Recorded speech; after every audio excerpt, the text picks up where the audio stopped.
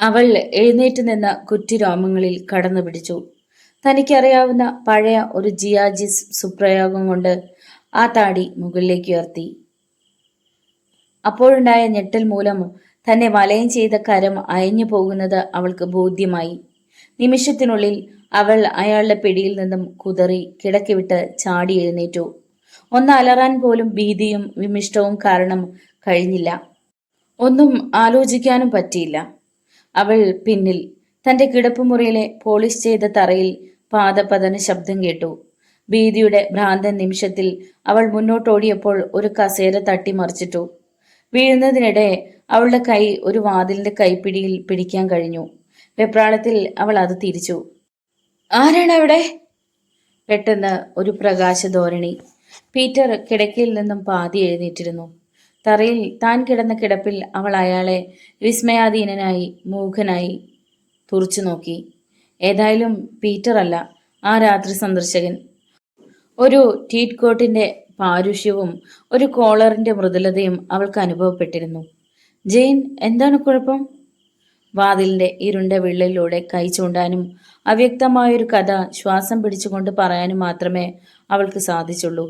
വിവരണം പാതി എത്തിയപ്പോഴേക്കും പീറ്റർ അവളെ വിട്ട് ഓടിപ്പോയി കഴിഞ്ഞിരുന്നു. ജെയിൻ തപ്പിത്തടഞ്ഞ് എഴുന്നേറ്റ് കിടക്കയിലിരുന്നു. അവൾ അടി മുതൽ മുടി വരെ വിറയ്ക്കുന്നുണ്ടായിരുന്നു. ജീവിതത്തിൽ ആദ്യമായി അവൾക്ക് ഭയം എന്താണെന്ന് മനസ്സിലായി. കൂടാതെ അവളുടെ ദേഹം തണുത്തിരുന്നു, വല്ലാതെ തണുത്തിരുന്നു. പുതയ്ക്കാൻ വേണ്ടി എന്തെങ്കിലും ലഭിക്കാതെ അവൾ ചുറ്റിനും കണ്ണോടിച്ചു. പിന്നിൽ വാതിലിൽ തൂക്കിയിട്ടിരുന്ന തന്റെ കറുത്ത ഗൗൺ അവളുടെ ദൃഷ്ടിയിൽ പെട്ടില്ല. പീറ്റർ മടങ്ങിയെത്തി. അപ്പോൾ അവൾ തോളുകൾ മൂടി ഒരു ഈസർ ഗൗണും അണിഞ്ഞ് വിറച്ചുകൊണ്ടിരിക്കുകയായിരുന്നു. നിന്റെ ജനാല മലക്കെ തുറന്നു കിടക്കുന്നല്ലോ. പുറത്ത് ഭിത്തിയിൽ ചാരി ഒരു ഗോവണിയുമുണ്ട്. ഇനി എന്താണ് സംഭവിച്ചതെന്ന് പറഞ്ഞേ. അയാൾ കട്ടിലിന്റെ വക്കത്തിരുന്ന് അടുക്കില്ലാത്ത അവളുടെ കഥ പറച്ചിൽ ശ്രദ്ധിച്ചു കേട്ടു. അവൾ പ്രതീക്ഷിച്ചതുപോലെ അയാൾ ക്ഷുഭിതനായില്ല.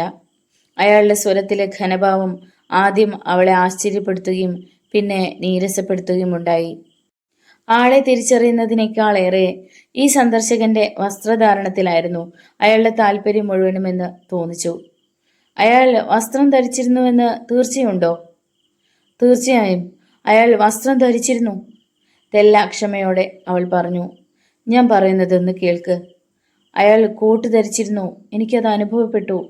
അയാളുടെ കോളറിലുണ്ടായ അയഞ്ഞ ഒരു സേഫ്റ്റി പിൻ എൻ്റെ വിരലിനെ മുറിയിച്ചു. നോക്കൂ. തെല്ലു നേരം അയാൾ നിശബ്ദനായിരുന്നു. പക്ഷെ അയാൾ തൻ്റെ മുറിഞ്ഞ വിരലിനെ കുറിച്ചൊന്നുമല്ല ചിന്തിക്കുന്നത് എന്ന് അവൾക്ക് അറിയാമായിരുന്നു. മുറിവിലേക്ക് അയാൾ ഒന്ന് നോക്കിയതുപോലുമില്ല. അയാൾ ഒന്നും സംസാരിച്ചില്ലല്ലോ. നിനക്കത് തീർച്ചയുണ്ടോ? പിന്നെ അയാൾ ബൂട്ടുകൾ അണിഞ്ഞിരുന്നോ? ഞാൻ വല്ലാതെ ഉറങ്ങിപ്പോയി. നിന്റെ നിലവിളിയൊന്നും ഞാൻ കേട്ടതേ ഉണ്ടായില്ലല്ലോ. ഞാൻ നിലവിളിച്ചതൊന്നുമല്ല. നിലവിളിക്കാൻ എനിക്ക് ശ്വാസം കിട്ടിയിട്ട് വേണ്ടേ? ഞാൻ കരുതിയത് അത് നിങ്ങളായിരിക്കുമെന്ന്. ശ്രദ്ധിച്ചുകൊണ്ട് അവൾ തല ഉയർത്തി. ദൂരെയായി ഒരു മോട്ടോർ കാറിന്റെ ചീറ്റലും അവൾ കേട്ടു. അത് അയാളായിരിക്കണം, അയാൾ പറഞ്ഞു. അത് അവളുടെ ഭാഗത്തുണ്ടായ ഭാവനയായിരിക്കാം. ഏതായാലും അയാളുടെ സ്വരത്തിൽ ആശ്വാസഭാവമുണ്ടായിരുന്നെന്ന കാര്യത്തിൽ അവൾക്ക് സംശയമില്ലായിരുന്നു. നീ എന്തുകൊണ്ട് അയാളെ പിന്തുടർന്നില്ല? അയാളിൽ വെറുപ്പുളവാക്കാനുള്ള അവളുടെ ശ്രമം പക്ഷേ വിജയിച്ചില്ല. അയാൾ തന്നെ ഒറ്റയ്ക്കാക്കി പോകാത്തതിൽ അവൾക്ക് സന്തോഷമേ ഉണ്ടായിരുന്നുള്ളൂ. എനിക്കത് തീർച്ചയില്ലായിരുന്നു. നോക്കൂ. എന്നിട്ടവൾ ആകെ കുഴഞ്ഞു മറിഞ്ഞ മട്ടിൽ തുടർന്നു. എന്താണ് സംഭവിച്ചതെന്ന് എനിക്ക് കൃത്യമായ അറിവുണ്ടായില്ല. അതൊരു പക്ഷേ ഒരു നിശാസ്വപ്നമായിരിക്കാം. പിന്തുടർന്നെങ്കിൽ തന്നെ അയാൾക്കൊപ്പം പിടിച്ചു നിൽക്കാൻ എനിക്ക് കഴിവുണ്ടാകില്ല. തൻ്റെ വസ്ത്രങ്ങൾ പെറുക്കിയെടുക്കാൻ അയാൾ മുറിക്ക് ചുറ്റും നടക്കുകയായിരുന്നു. ഞാൻ പോയി നോക്കണമെന്നാണോ പറയുന്നത്? അയാൾ വീണ്ടും തലകുലുക്കി. വേണ്ട, ഞാൻ വസ്ത്രം അണിയട്ടെ. സമയം ഏതാണ്ട് 4 മണിയായി. ഞാൻ ആവശ്യത്തിന് ഉറങ്ങി. ഈ വിളക്ക് കെടുത്താതെ നീ ഇവിടെ ഇരിക്കെ, ഞാൻ വരുന്നത് വരെ. അയാൾ ഇരിപ്പുമുറിയിൽ വെച്ചാണ് വസ്ത്രം മാറിയതെന്ന് തോന്നുന്നു. കാരണം അവിശ്വസനീയമായ വേഗതയോടെ അയാൾ തിരിച്ചെത്തി. കിടക്കക്കരികിലുള്ള മേശപ്പുറത്തു നിന്നും വൈദ്യുത ടോർച്ച് എടുക്കാനാണ് അയാൾ വന്നത്. അല്പം അന്വേഷണത്തിനായി ഞാൻ ആ ഗോവണി ഇരിക്കുന്നിടം വരെ ഒന്ന് പോകുന്നു, അയാൾ പറഞ്ഞു. ഇതിനകം വേണമെങ്കിൽ നിനക്ക് ഉറങ്ങാം. പക്ഷേ അത് സാധിക്കുമെന്ന് തോന്നുന്നില്ല. അല്ലെങ്കിൽ വസ്ത്രം ധരിക്കൂ, അതുമല്ലെങ്കിൽ ഇരിക്കുന്നിടത്ത് തന്നെ ഇരുന്നോളൂ.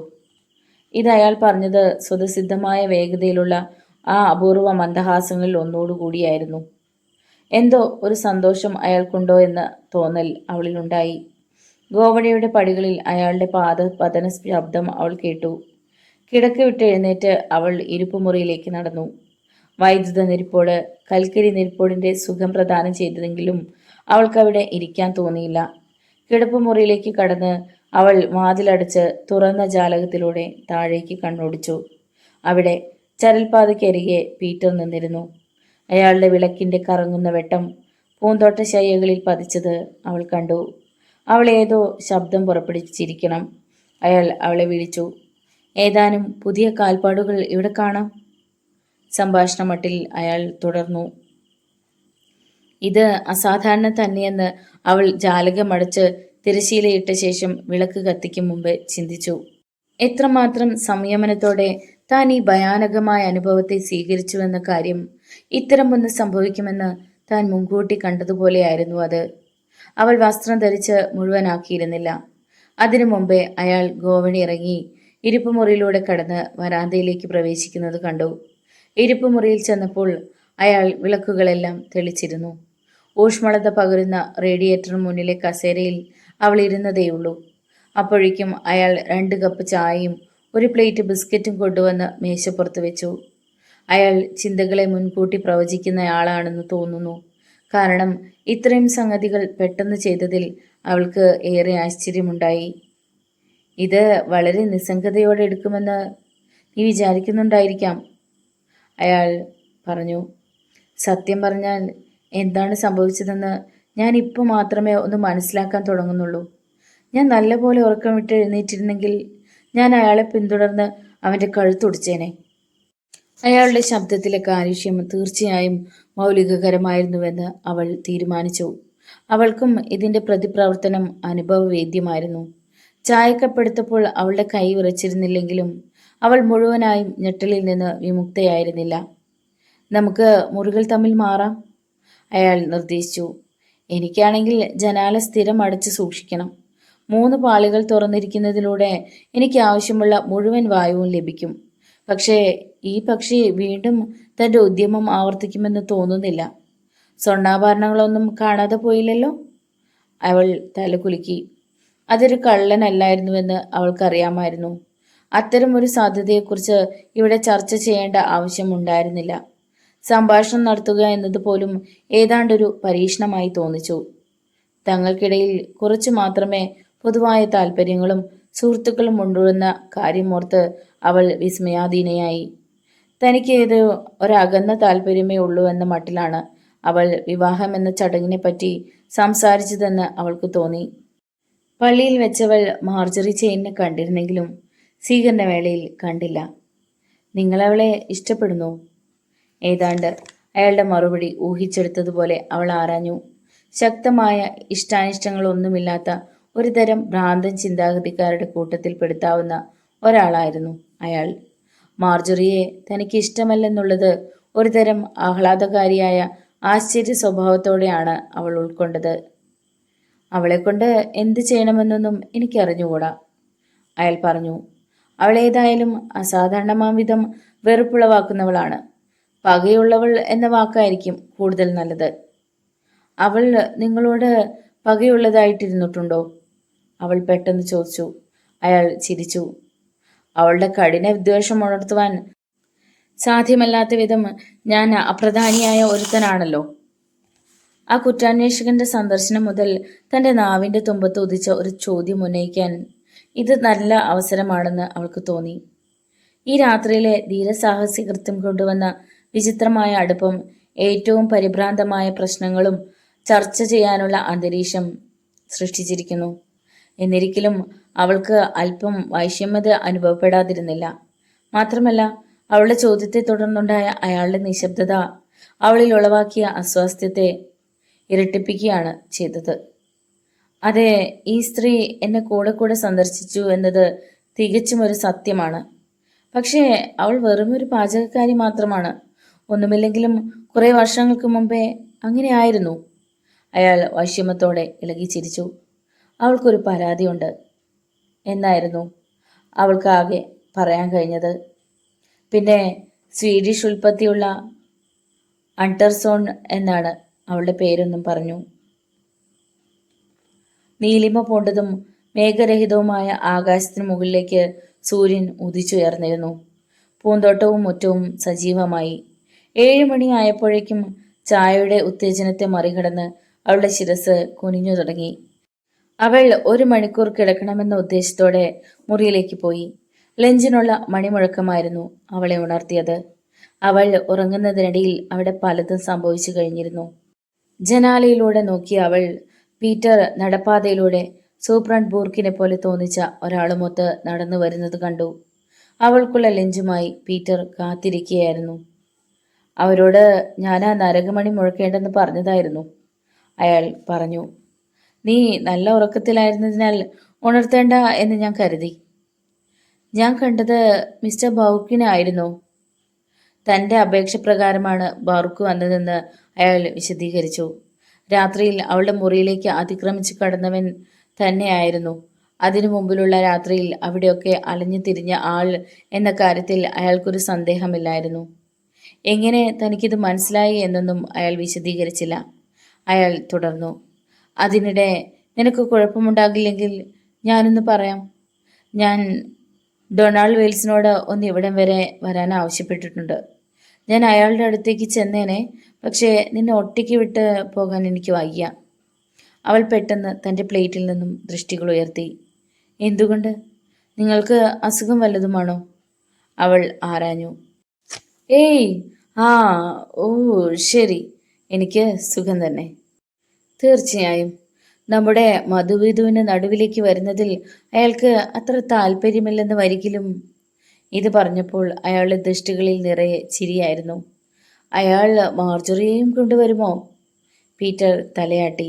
ഇല്ല, ഒറ്റ വാക്കിൽ അയാൾ പറഞ്ഞു. നിങ്ങൾക്ക് അസുഖമില്ലെന്ന് വരികിൽ പിന്നെ അയാൾ എന്തിനാണ് വരുന്നത്? അവൾ നിർബന്ധപൂർവം ആരാഞ്ഞു. വീരോചിതവും പരോക്ഷവുമായ ശകാരത്തിനുള്ള ഒരു അവസരമായിരുന്നു ഇത്. എന്നിട്ടും എങ്ങനെയോ അവളിത് പ്രതീക്ഷിച്ചതേയില്ല. അവൾക്ക് നിരാശ ഉണ്ടായതുമില്ല. സമയം ഉച്ചയായി. ആ ദിവസത്തെ 2ാമത്തെ ഞെട്ടലിലുള്ള സംഭവം നടന്നു. പീറ്റർ ലൈബ്രറിയിൽ ഇരുന്ന് വായിക്കുകയായിരുന്നു. അവളാകട്ടെ പൂന്തോട്ടത്തിൽ ചെന്ന് ഒരു പഴയ സ്വഭാവക്കാരനായ തോട്ടക്കാരനുമായി ചിലതൊക്കെ സംസാരിച്ച് റോസാച്ചെടിയിൽ താല്പര്യമുളവാക്കാനൊരു വിഫല ശ്രമവും നടത്തിക്കഴിഞ്ഞ് ഇനി ഉറങ്ങും വരെയുള്ള നാഴികകൾ എങ്ങനെ തള്ളി നീക്കുമെന്ന ചിന്തയിൽപ്പെട്ട് നിരാശാഭരിതയായി മടങ്ങുകയായിരുന്നു.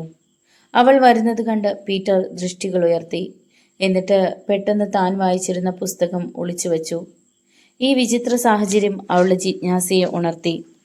നമ്മൾ ഈ ലോങ്ഫോർഡിൽ എത്ര നാൾ താമസിക്കും? അവൾ നൈരാശ്യത്തോടെ ആരാഞ്ഞു. പീറ്റർ, ഇതൊരു വല്ലാത്ത സ്ഥലം തന്നെ. ഞാൻ ഭയങ്കരമായി ബോറടിക്കുന്നുവെന്ന് തുറന്നു പറഞ്ഞാൽ നിങ്ങൾ എന്നോട് വല്ലാതെ കോപിക്കുമോ? അയാൾ അനുകമ്പാപൂർവമാണ് സംസാരിച്ചത്.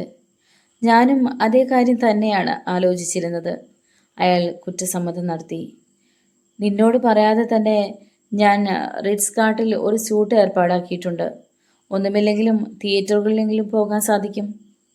ഈ മൂകമായ പരിസ്ഥിതിയിൽ നിന്നും രക്ഷപ്പെടാമല്ലോ എന്ന ചിന്ത അവളെ സന്തുഷ്ടയാക്കി.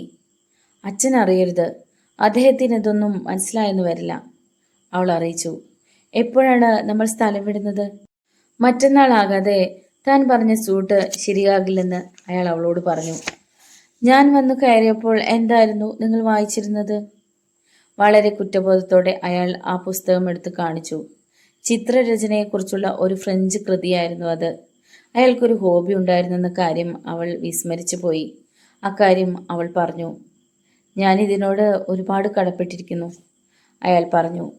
എൻ്റെ മനസ്സ് ആ സ്വകാര്യ പ്രദർശനത്തിലേക്ക് തിരിഞ്ഞില്ല എന്ന് വരികയിൽ ഞാൻ നീയുമായി കണ്ടുമുട്ടുകയേ ഇല്ലായിരുന്നുവെന്ന് പറയാം. ബോണ്ട് സ്ട്രീറ്റിലെ ഒരു ഇടുങ്ങിയ ഗ്യാലറിയിൽ വെച്ചായിരുന്നു തൻ്റെ പിതാവ് അവരെ പരസ്പരം പരിചയപ്പെടുത്തിയതെന്ന കാര്യം അവൾ ഏതാണ്ട് വിസ്മരിച്ചിരുന്നു. പാവൻ ഡാഡി, നിങ്ങളുടെ പ്ലേറ്റുകൾ നഷ്ടപ്പെടുന്നതിൽ അദ്ദേഹത്തിന് നന്നേ വിഷമമായിരുന്നു. ഞാൻ ഖേദിക്കുന്നു. ഈ സന്ദർഭത്തിൽ അവളുടെ ദുഃഖം പ്രതിധ്വനിപ്പിക്കാൻ തക്കവിധം പീറ്റർ മനുഷ്യത്വം പ്രദർശിപ്പിച്ചു. ഒരു ഔദാര്യ നിമിഷത്തിൽ അയാൾ അമൂല്യമായ തൻ്റെ ചിത്രരചനകളുടെ സെറ്റുകൾ ഭാവി ജാമാതാവിന് കടമായി നൽകുകയായിരുന്നു. പീറ്ററുടെ സൃഷ്ടികൾ അസാധാരണമായ വിധത്തിൽ മേന്മയേറിയതായിരുന്നു.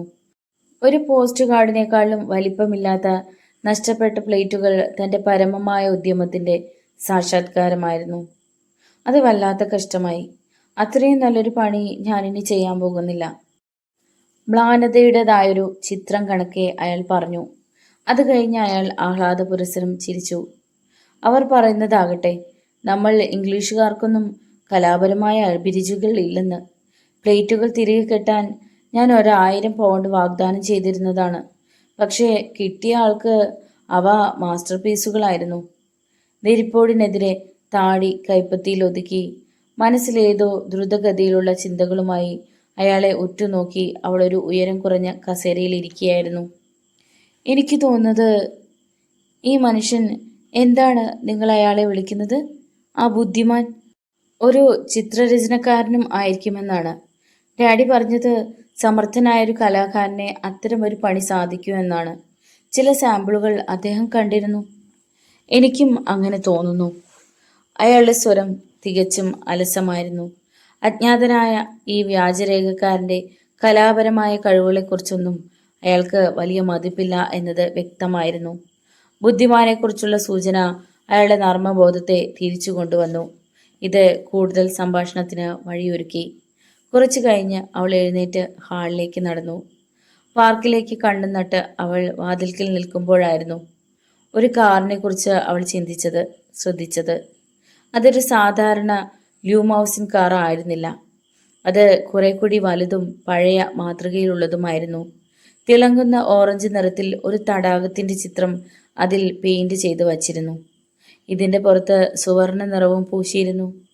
ഫുട്മാൻ കാറിൽ നിന്നിറങ്ങി വാതിൽ തുറന്നു. അയാൾ വളരെ ആത്മബോധമുള്ളവൻ ആയിരുന്നു. കാറിൽ നിന്നും സ്ഥൂലിച്ച ഒരു വനിത പുറത്തിറങ്ങി. നല്ല ഉയരം, സുദൃഢകായം, പരുപരുത്ത തൊലി, ഇത്രയൊക്കെ ഉണ്ടായിരുന്നു ആ സ്ത്രീക്ക്.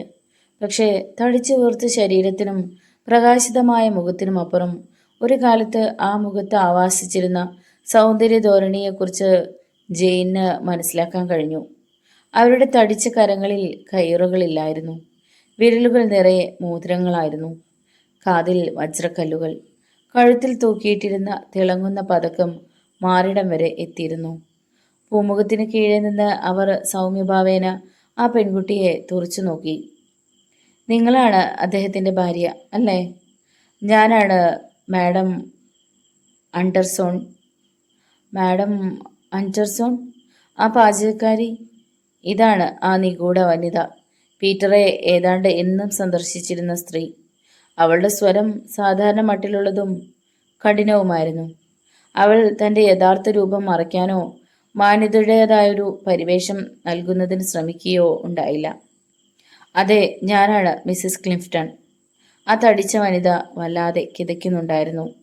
ഏതോ കഠിനമായ വികാരത്തിന് അടിമപ്പെട്ടിരുന്നു എന്നത് സുനിശ്ചിതം. വന്യമായൊരു ഭീതി ജെയിനുണ്ടായി. താല്പര്യത്തെക്കാളേറെ ഭയപ്പാടായിരുന്നു അവളുടെ വികാരം. നിങ്ങൾക്ക് ലഭിക്കാൻ പോകുന്നത് അയാൾക്ക് നൽകാൻ സാധിക്കാത്ത ഒന്നാണ്. സന്ദർശക ഏതാണ്ട് കുറ്റാരോപണ രീതിയിൽ അലറി. അയാൾ എന്താണ് ശരിയായ അവകാശിയിൽ നിന്നും മോഷ്ടിച്ചെടുത്തത്? നിമിഷ നേരത്തേക്ക് ജെയിൻ വികാരവിക്ഷുബ്ധയായി. വില കുറഞ്ഞ നാടകീയമായൊരു നാടൻ പദപ്രയോഗത്തെ, നാടകീയ സൂചനയെ അവൾക്ക് അവഗണിക്കാൻ കഴിഞ്ഞു. ശരിയായ അവകാശിയോ? ആരാണ് ഈ ശരിയായ അവകാശി? മാഡം ആൻഡർസൺ മറ്റൊരു രീതിയിൽ അത് കടത്തിവെട്ടി. പീറ്റർ ക്ലിഫ്റ്റണിൻ്റെ സഹോദരൻ, എൻ്റെ മകൻ, അവർ പറഞ്ഞു. പീറ്ററുടെ സഹോദരനോ? പീറ്റർ ഏകസന്താനമാണെന്ന വിവരമാണ് അയാൾ തന്നെക്കുറിച്ച് അവൾക്ക് നൽകിയിരുന്നത്. നിങ്ങൾക്ക് തെറ്റുപറ്റിയിരിക്കാം. എന്നെ പറയാൻ അനുവദിക്കൂ. അത് പീറ്ററുടെ ശബ്ദമായിരുന്നു. അവളുടെ പിന്നാലെ ശബ്ദമുണ്ടാക്കാതെ അയാൾ ലൈബ്രറിയിൽ നിന്നും വന്നതായിരുന്നു. നിങ്ങളെ അനുവദിക്കണമോ? വികൃതമായൊരു ഇളി ആ പെയിൻ്റടിച്ച അതരങ്ങളിൽ ദൃശ്യമായി. നിങ്ങൾ തന്നെ സംസാരിച്ചോളൂ. പക്ഷേ നിങ്ങളുടെ പാവം സഹോദരൻ്റെ അവകാശത്തെപ്പറ്റി നിങ്ങൾക്ക് സംസാരിക്കാൻ സാധിക്കില്ല. പീറ്റർ ക്ലിഫ്റ്റന് നേരെ ഉയർന്ന ആ പരുഷ ശബ്ദത്തിൽ ആഴത്തിലുള്ളൊരു വ്യതിയാനം ഉണ്ടായിരുന്നു. ആ പരുക്കനുറപ്പിന് പകരം അഭ്യർത്ഥനയുടേതായൊരു കുറിപ്പ് സ്ഥാനം പിടിച്ചു. ആ സ്ത്രീയുടെ ആംഗ്യത്തിലൊക്കെ ഏതോ അസ്വാസ്ഥ്യം കലർന്നിരുന്നു. കാരണം ഇപ്പോൾ മോതിരമണിഞ്ഞ വിരലുകൾ വല്ലാതെ തമ്മിലുരസുകയും കറുപ്പിച്ച കൺപിരുകങ്ങൾ അസ്വസ്ഥതയോടെ ചിമ്മുകയും ചെയ്യുന്നുണ്ടായിരുന്നു. ഞാൻ നിങ്ങളെ കാണാനാണ് വന്നത്. കണ്ടു കഴിഞ്ഞു. ആ ശബ്ദം കൂടുതൽ തുളച്ചു കയറുന്നതായിരുന്നു. എനിക്ക് നിങ്ങളെ പേടിക്കേണ്ടതില്ല. നിങ്ങളുടെ പിതാവിൻ്റെതായ സൂത്രങ്ങളൊക്കെ എടുത്താൽ ഞാനൊരു പട്ടിയെ കണക്ക് നിങ്ങളെ വെടിവെച്ച് കൊന്നുകളയും. ദൈവത്തിനാണ് ഞാനത് ചെയ്യും. അവർ വലിയൊരു ബാഗ് തുറന്ന് വിറയ്ക്കുന്ന കൈകൊണ്ട് പരതി നിക്കൽ പ്ലേറ്റ് പൂശിയ റിവോൾവർ എടുത്തു കാണിച്ചു. നിങ്ങളെ ഒറ്റ നോട്ടത്തിൽ ഞാൻ വെടിവെച്ച് കളയും. എനിക്ക് നീതിയാണ് ആവശ്യം. നിങ്ങൾക്ക് എന്നെ ഭയപ്പെടുത്താനൊന്നും സാധ്യമല്ല. ഭാവരഹിതമായി ദൃഷ്ടികൾ ആ സ്ത്രീയിൽ തന്നെ ഉറപ്പിച്ചുകൊണ്ട് പീറ്റർ അവളെ അളക്കുകയായിരുന്നു. വരൂ മിസ്റ്റർ ആൻഡർസൺ എന്ന് പറഞ്ഞ് അയാൾ തിരിഞ്ഞ് ലൈബ്രറിയിലേക്ക് നടന്നു. വാതിൽ തുറന്നിട്ടു. മാഡം ആൻഡർസൺ മുറിയിലേക്ക് കയറി. പീറ്റർ അവളെ പിന്തുടർന്നു. വാതിലടഞ്ഞു. ജെയിൻ മുറ്റത്തേക്കിറങ്ങി. അവളുടെ തലയിലാകെ ഒരു ചുഴലിക്കാറ്റ് ആഞ്ഞടിക്കുന്നുണ്ടായിരുന്നു. എന്താണ് ഇതിൻ്റെയൊക്കെ അർത്ഥം? പീറ്ററുടെ സഹോദരനെ പറ്റിയുള്ള സൂചന, റിവോൾവർ, ഭീഷണിപ്പെടുത്തൽ, അധികമായി വസ്ത്രം ധരിച്ച ഈ വൃദ്ധയുടെ ഇടപെടൽ, ഇതിനൊക്കെ എന്ത് വിശദീകരണമാണുള്ളത്? അവൾ നടപ്പാതയിലേക്ക് സാവധാനത്തിലും ലക്ഷ്യരഹിതമായും നടന്നപ്പോൾ കാർ ചക്രങ്ങളുടെ ശബ്ദം കേട്ടു നോക്കി. ലോഡ്ജിലെ ഗേറ്റിന്റെ ദിശയിൽ നിന്നും ഒരു കാർ ഓടി വരുന്നത് അവൾ കണ്ടു.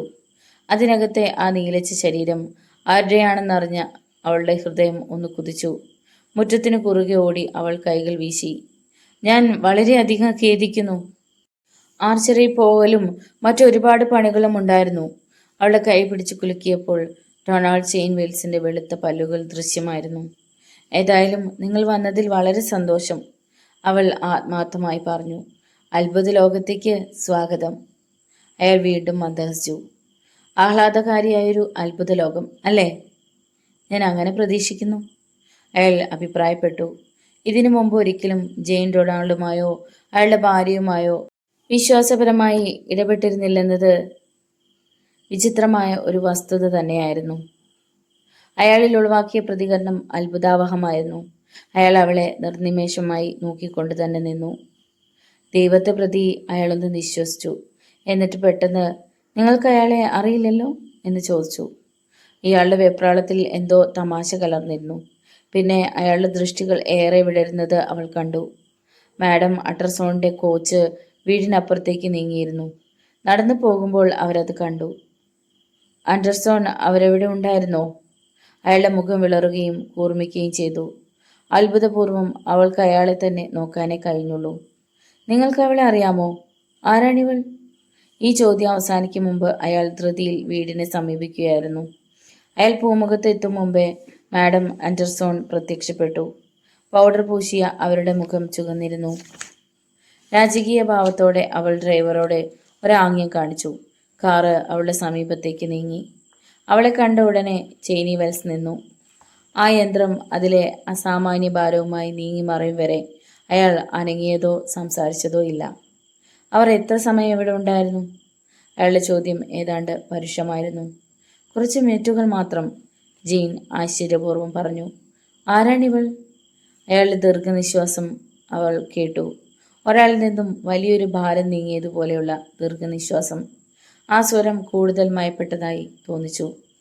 ഈയൊരു സ്ത്രീ പീറ്ററെ വളരെയധികം കഷ്ടപ്പെടുത്തുകയായിരുന്നെന്ന് തോന്നുന്നു, അയാൾ പറഞ്ഞു. എന്നിട്ട് പെട്ടെന്ന് ഇങ്ങനെ തുടർന്നു. നിങ്ങൾ അവളെ കണ്ടോ? അവരോട് എന്തെങ്കിലും പറഞ്ഞോ? ഡൊണാൾഡ് ജെയിൻ ചിരിച്ചു. നിങ്ങൾ നിഗൂഢതയിൽ നിന്നും നിഗൂഢതയിലേക്ക് പോവുകയാണ്, അവൾ പറഞ്ഞു. അതെ, ഈ സ്ത്രീയുമായി എനിക്ക് ചെറിയൊരു കൂടിക്കാഴ്ച ഉണ്ടായി. അതിൽ വെച്ച് അവർ പറഞ്ഞു അവളുടെ മകൻ പീറ്ററുടെ സഹോദരനാണെന്നും അയാളാണ് ശരിയായ അവകാശിയെന്നൊക്കെ. വീണ്ടും അയാളുടെ മുഖം വലിഞ്ഞു മുറുകി. ആ കറുത്ത ദൃഷ്ടികൾ കൂർമ്മിച്ച് ഒടുവിൽ അവ നന്നേ ചെറിയ സുഷിരങ്ങൾ കണക്കെ തോന്നിച്ചു. അവർ അങ്ങനെ പറഞ്ഞു അല്ലേ? അവൾക്ക് ഭ്രാന്താണ്. തീർച്ചയായും അവൾക്ക് ഭ്രാന്ത് തന്നെ. അവളുടേതുപോലത്തെ ഒരു വലിയ വണ്ടിയിൽ ഇക്കാലത്ത് ആരും യാത്ര ചെയ്യില്ല. ഭ്രാന്തില്ലെങ്കിൽ അവൾ പറഞ്ഞതിനൊന്നും ഒരു വിലയും കൽപ്പിച്ചില്ലല്ലോ, അല്ലേ? അതേപ്പറ്റി ചിന്തിക്കാനൊന്നും എനിക്ക് സമയമുണ്ടായില്ല, അവൾ പറഞ്ഞു. പീറ്റർക്ക് ഒരു സഹോദരനില്ല. ഈ സ്ത്രീക്ക് ഭ്രാന്ത് തന്നെ. പീറ്ററുടെ സ്വത്തിനൊക്കെ തൻ്റെ മകനാണ് അവകാശി എന്നൊരു മിഥ്യാബോധം അവർക്കുണ്ടായിട്ടുണ്ട്. അവളെ കണ്ട പ്രത്യേകിച്ച് ഇങ്ങനെ പാവപ്പെട്ടവരാണെന്നൊന്നും തോന്നില്ലല്ലോ.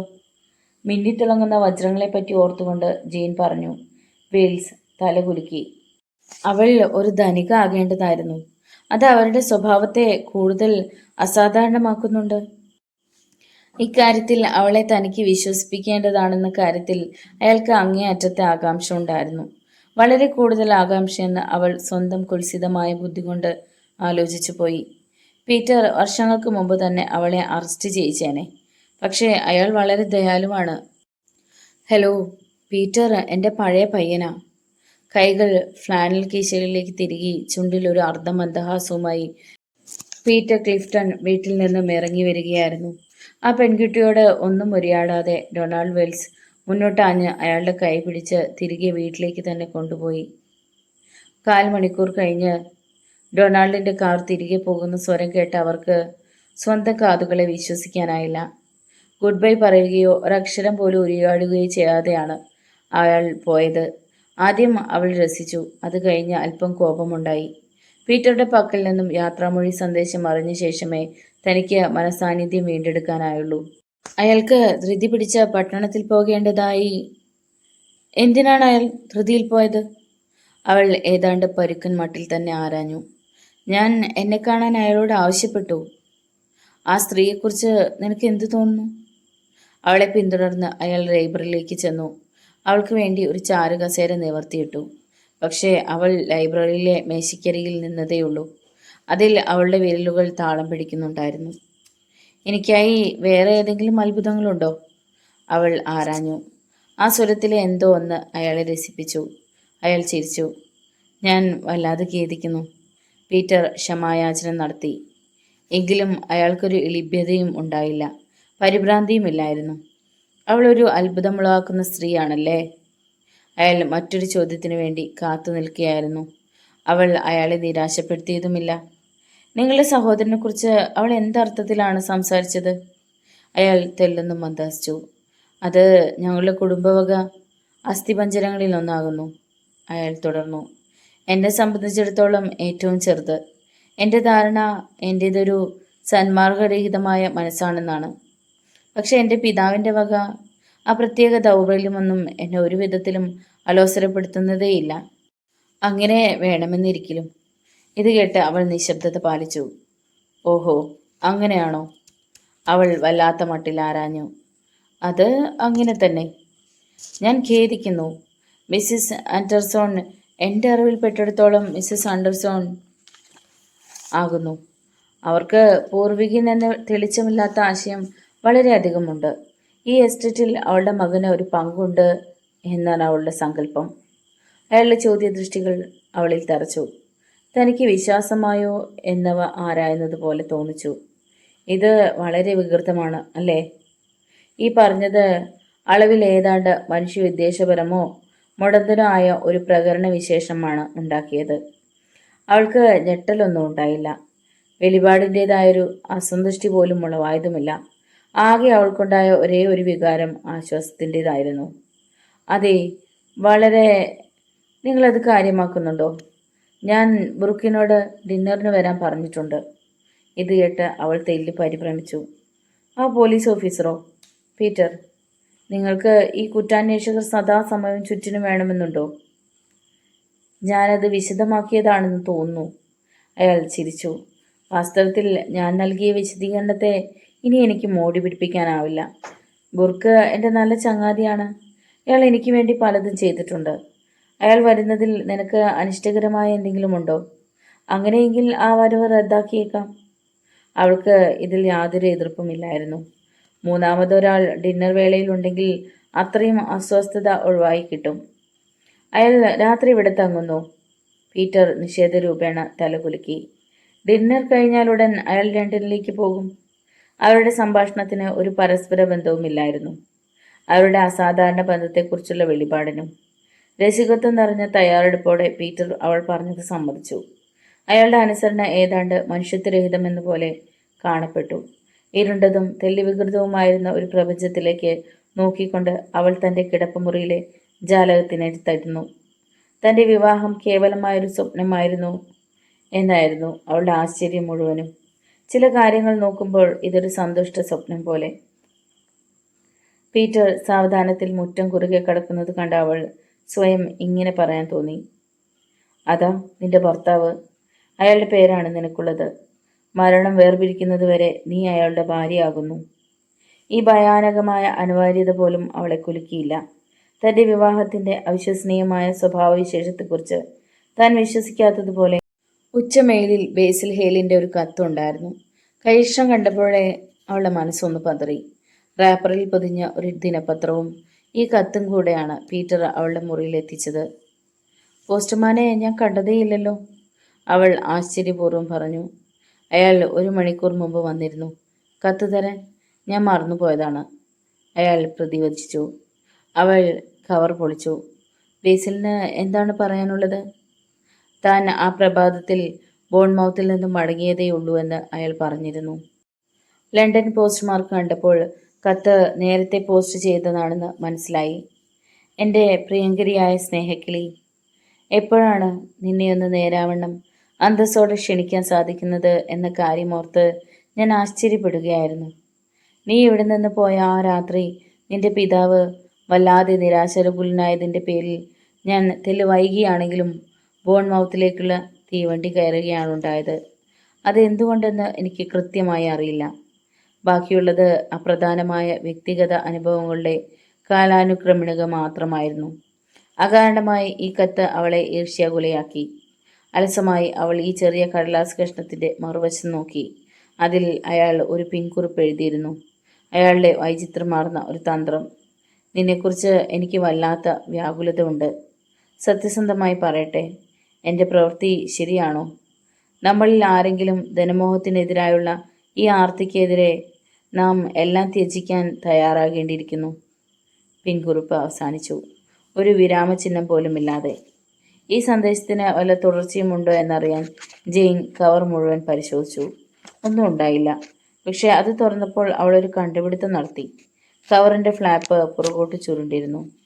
ഇത് അവൾ ബലം പിടിച്ച് പരിശോധിച്ചത് മൂലമായിരുന്നു. പശ അപ്പോഴും ഉണങ്ങിയിരുന്നില്ല. ആരോ ഈ കത്ത് തുറന്നു വായിച്ചിട്ടുണ്ട്. ഈ ആരോ എന്നുള്ളത് തൻ്റെ ഭർത്താവല്ലാതെ മറ്റാരുമല്ലായിരുന്നു. വീഡിയോ ഇഷ്ടമായാൽ ഒന്ന് ലൈക്ക് ചെയ്ത്, ഷെയർ ചെയ്ത്, സബ്സ്ക്രൈബ് ചെയ്ത് സപ്പോർട്ട് ചെയ്യുക. നിങ്ങളുടെ വിലയേറിയ അഭിപ്രായങ്ങളും നിർദ്ദേശങ്ങളും വിമർശനങ്ങളും കമൻറ്റ് ബോക്സിൽ രേഖപ്പെടുത്തുക. വീണ്ടും കാണാം. നന്ദി.